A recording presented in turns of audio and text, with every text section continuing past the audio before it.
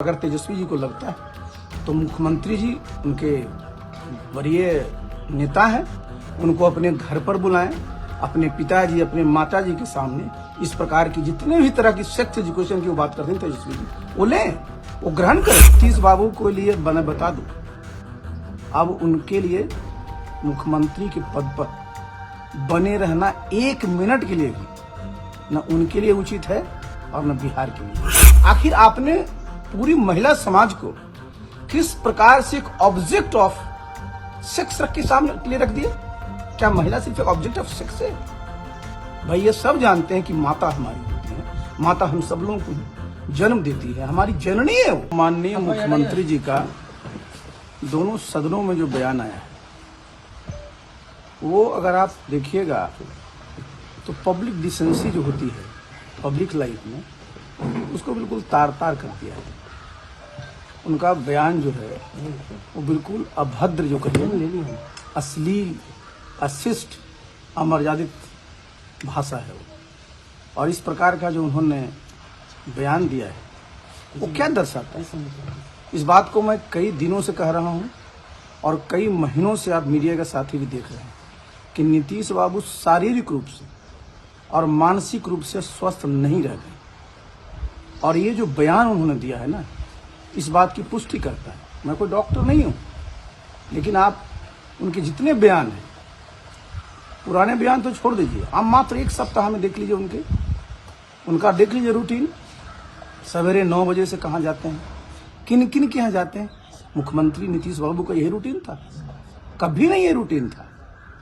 और ये जो रूटीन है और जो ये उन्होंने बयान दिया है, मैंने कहा कि इसकी जितनी वर्चना की है वो कम है। और नीतीश बाबू को लिए मैं बता दूं, अब उनके लिए मुख्यमंत्री के पद पर बने रहना एक मिनट के लिए भी न उनके लिए उचित है और न बिहार के लिए। जितने बिहार के लोग बिहार के बाहर होंगे, इस बयान को देखने के बाद कितनी शर्मिंदगी महसूस करते हैं। देखिए, ये जहां बोल रहे थे ना, ये कोई बच्चों का क्लासरूम नहीं था, अपनी इनके मित्र मंडली नहीं थी, ये सदन है। और सदन जो है उसकी गरिमा बनी रहती है। पब्लिक लाइफ में पब्लिक डिसेंसी बहुत इंपॉर्टेंट चीज होता है। अगर वही खत्म हो जाएगा तो क्या बचता है?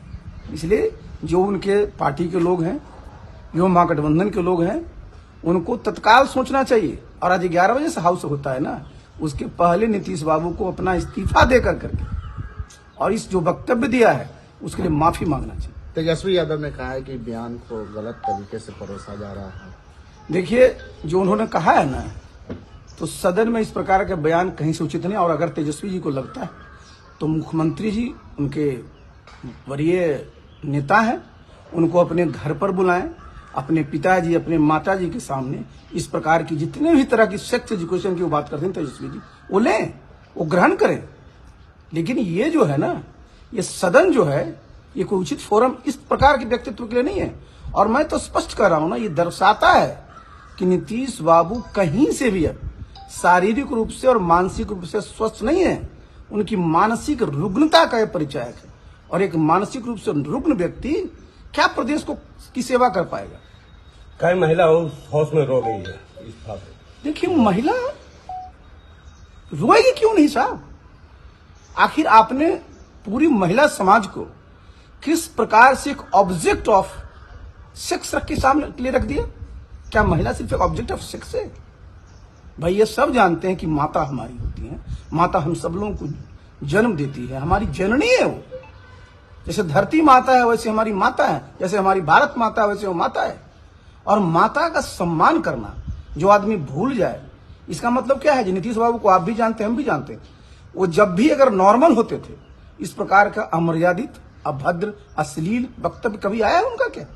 तो मैं तो जिस बात को कह रहा हूं ना, मैं तो ये कह रहा हूं ना कि अब वो मुख्यमंत्री के पद पर रहने लायक मानसिक रूप से नहीं बच गए हैं। और सबसे पहला जो होता है, जो समझिए पात्रता होती है किसी भी बड़े पद के लिए, कि आप मानसिक रूप से बिल्कुल स्वस्थ रहिए, शारीरिक रूप से स्वस्थ रहिए। कोई सेवा में जाता है तो क्या करते हैं आप? सेवा में ज्वाइनिंग के पहले मेडिकल सर्टिफिकेट लेते हैं कि नहीं लेते हैं? तो अगर आप फिजिकली फिट नहीं है, मेंटली अलर्ट नहीं है, तो आपको कोई अधिकार नहीं बनता है कि आप एक मिनट के लिए भी इतना बड़ा संवैधानिक पद उस पर रहे। और इसका भी एक मतलब है ना कि जब इस प्रकार की इनकी मानसिक स्थिति है तो सरकार का कामकाज कौन देख रहा है, कौन चला रहा है। और ये बहुत ही दुर्भाग्यपूर्ण स्थिति है ना। तो जो उनका एक दायित्व है, जिसका वो शपथ लिए हैं, शपथ क्या लिए हैं कि भाई हम पूरा जो काम है वो संविधान के उसके अनुरूप में करेंगे, लेकिन उनको कुछ पता ही नहीं है, कुछ याद ही नहीं है। तो ऐसे में जो है ना भाई, ये तो मैं कहूंगा ना कि सबसे पहले तो दायित्व बनता है उनके पार्टी के लोगों का। फिर जो गठबंधन में है उनको तत्काल नीतीश बाबू कहना चाहिए कि आप गद्दी छोड़िए। अब आपका और उनके लिए ही तत्पर है कि उनका ठीक से इलाज कराएं, जहां उनका ठीक से इलाज हो, जिससे कि उनकी जो भी आयु बची हुई है उनका स्वास्थ्य ठीक रहे।